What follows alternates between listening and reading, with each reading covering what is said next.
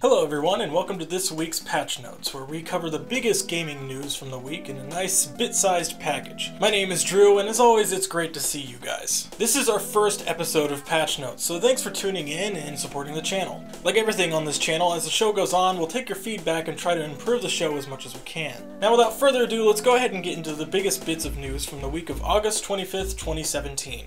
No matter which version of Xbox One you play on, or if you play on PC, Xbox is the best place to play. First, Gamescom was this week over in Cologne, Germany, and a lot of big announcements and games were shown off. Microsoft started off the show by showing off even more of the Xbox One X lineup for its launch. Even though they boasted a list of over 100 titles supporting the Xbox One X at launch, fans were still disappointed at the lack of new footage or even new gameplay shown. Most of what Microsoft showed here were the same trailers we saw at E3, with a few notable exceptions. However, Microsoft did announce a new Project Scorpio pre-order version of the Xbox One X, but all in all, the gaming media and gamers in general were left wondering and scratching their heads why we should buy this console when there's nothing new coming to it. No new big exclusives other than this game about a squirrel? People obviously didn't wonder for too long though, because the Xbox One X reportedly started selling out everywhere.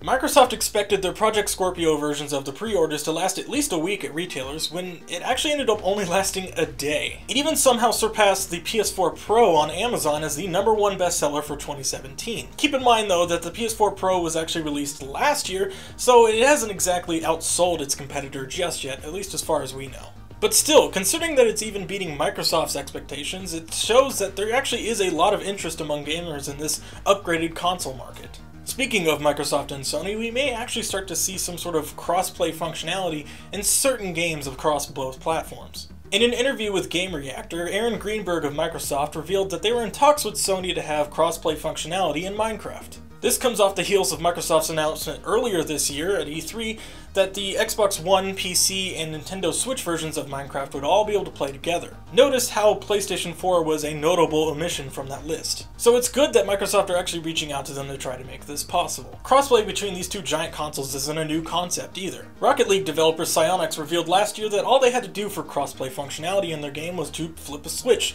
but Sony wasn't playing ball. And just this week, Jeremy Stieglitz, I hope I'm pronouncing that right, a developer on Ark Survival Evolved, announced that they had a cross-play version of the game working internally, and they could have released it, but Sony gave them no go. Sony has already officially stated that they don't believe in cross-play between the two platforms because it takes their responsibility over their customers out of their hands. Basically, Sony argues that they can dictate what kind of experience their person has on their PlayStation network, but they can't dictate what that experience is going to be like on Xbox Live, and so they're trying to protect their customers. This excuse barely holds any water though, considering the fact that both companies have extensive terms of service that I'm sure are nearly identical to each other. But even after this official statement from Sony, gamers still want this. This is a feature that most people want to have, to be able to play with all of their friends without having to buy a really expensive console. Unfortunately though, I don't really think this is going to happen, and that's because of two reasons. One, Sony is the big dog this generation, so they're not really obligated to play nice with their competitors. Kind of like Microsoft last gen. And two, if Sony allows Minecraft to have crossplay between all these different platforms, it'll just open the floodgates for more developers, publishers, and companies to approach them about crossplay in their games. It'll set a precedent that Sony allows this sort of thing only on very specific cases. And these are the two reasons, other than that statement I mentioned earlier, that I think that Sony will pass on this idea. But we can't really talk much more about that without wildly speculating, so let's get on to the next story. HTC announced that they're going to lower the price of their HTC Vive VR headset by $200, making the total price in the US $600, which is cheaper but still incredibly intimidating. Now this doesn't take into account how expensive it is in other countries, because I didn't really do the research, but in places like Australia and New Zealand, this headset is still incredibly expensive. Now a lot of fans are speculating that this is because a newer, better version of the headset is coming out later this year, but that is just kind of wild speculation at this point. While that may be true, I personally believe that this is an effort by HTC to sell more VR headsets and get a larger install base of the new technology. Between upgrading your PC, making sure you have enough space, and actually buying the damn headset and setting it up, getting into VR takes a lot of time, effort, and money. This is why I think VR is ultimately doomed to be a niche product as long as the price is over $200. And I know that that sounds really cheap, and it probably is for the technology, but you can't really feasibly expect people to be going out in droves buying these things unless it's a lower price tag. I know technically right now VR is doing just fine, but really it could and honestly should be doing better based on how amazing it is. Speaking of should be better, the Mass Effect Andromeda developers over at EA Montreal announced this week in a blog post that Mass Effect Andromeda would not be receiving any single-player DLC, and it would not be getting any more updates to the single-player portion of the game. This is incredibly disappointing to the game's admittedly small fan base who were expecting the DLC to tie up some of the game's loose ends. Especially when you consider the fact that a sequel to Andromeda isn't really on the table right now. Unfortunately though, it seems like those fans are just going to have to wonder what else was going on around the Andromeda galaxy instead of actually experiencing it for themselves. Whoa, so sorry, this is actually being recorded in the future, that's why I changed shirts. But something happened this morning that I just had to record and talk about because it's really, really important to me personally, and I think you guys will really enjoy it. So Marc Laidlaw, a former Valve employee who actually recently left the company, actually used to be the lead writer for the Half-Life franchise, and just this morning, or early this morning, or late last night, he posted a blog post to his blog that actually sounded pretty familiar. It was titled Epistle 3, and it was about a female scientist named Gertrude Fremont. Going on adventures with a team of people named Alex, trying to avenge their friend named Eli?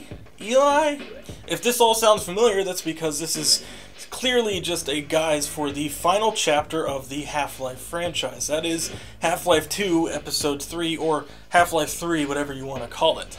This story confirms a lot of things for fans, that it was actually going to be Half-Life 2 Episode 3, and then maybe like a Half-Life 3 later on, but it also adds a good conclusion to the story that we really never got closure to. Now obviously all the names were changed for some reason, I guess for Laidlaw to separate himself from being in trouble legally from Valve, but overall the story does sound quintessentially Half-Life, and I don't want to go out here and outline the entire story. I've left the link in the description below so you guys can read it yourselves, but basically this gives a very thought out and interesting conclusion to the Half-Life story, at least as far as we could have gone. This really does provide closure considering the fact that Valve does not seem interested at all in continuing the Half-Life story, so maybe Marc just kind of took it into his own hands to kind of finish the story and give fans some closure. Speaking of closure, I'm going to send you guys back in time to the actual final story of the episode. See ya. And for the final bit of news this week, and one that I'm personally really excited for, is that the Just Cause and Mad Max developers have announced their next open world title, BIOMUTANT.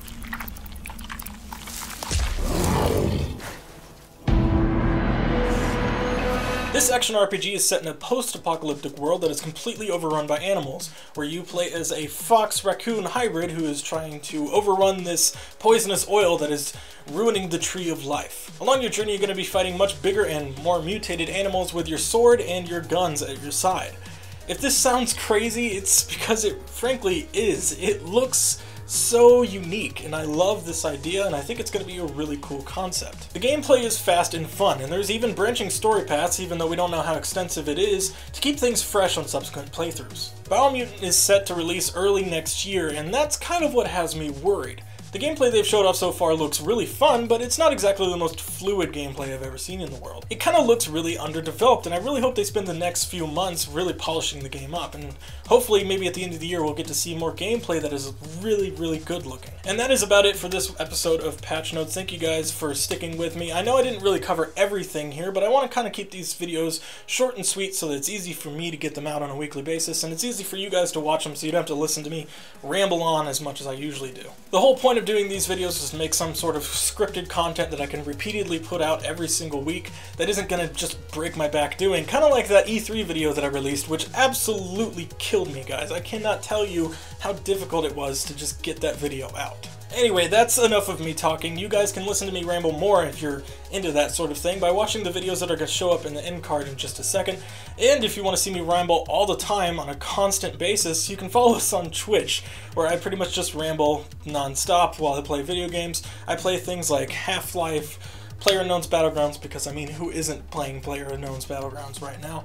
But yeah, play things like that, first-person shooters, kind of played a little bit of No Man's Sky, probably not going to play that again. But yeah, come on down to Twitch and go ahead and follow us on Twitch. It's not going to be just me on there all the time. Sometimes I have Matt there, sometimes I have Connor there, sometimes Lex should be there in person, but it's really fun, so you guys should come check it out. Once again, I've been Drew, and you've been watching Punch Punch Magic. Be sure to follow through to the end of the video to watch some recommended videos, and and also to follow us on all of our social media pages. And once again, thank you guys so much for watching. See ya.